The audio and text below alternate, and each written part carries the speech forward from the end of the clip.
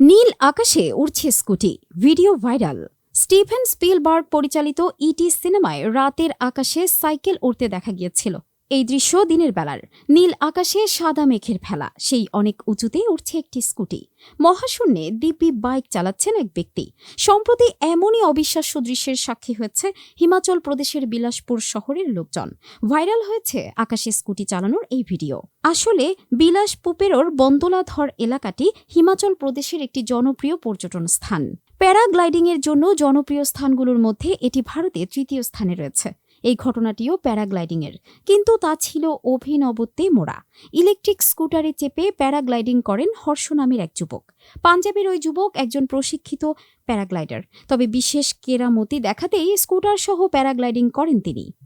স্কুটারের ওজন কমাতে সেটির ব্যাটারি খুলে রাখেন হর্ষ। এরপর সমতল দিয়ে ছুটতে ছুটতে ঝাঁপ দেন পাহাড় ঘেঁষা খাদে। স্কুটার নিয়েই উঠতে শুরু করেন নীল আকাশে সাদা মেঘের ভেলায়। দেখাতে থাকেন প্যারাগ্লাইডিংয়ের লুপিং, টার্নস, উইং ওভার্স ও ইনফিনিটি টাম্পলিংয়ের মতো নানা কসরত।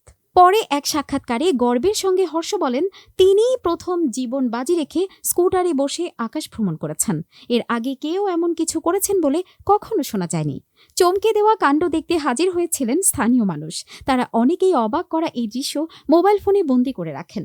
অনেকেই সেই ভিডিও সামাজিক যোগাযোগ মাধ্যমে পোস্ট করেন, যা বেশ ভাইরাল হয়েছে।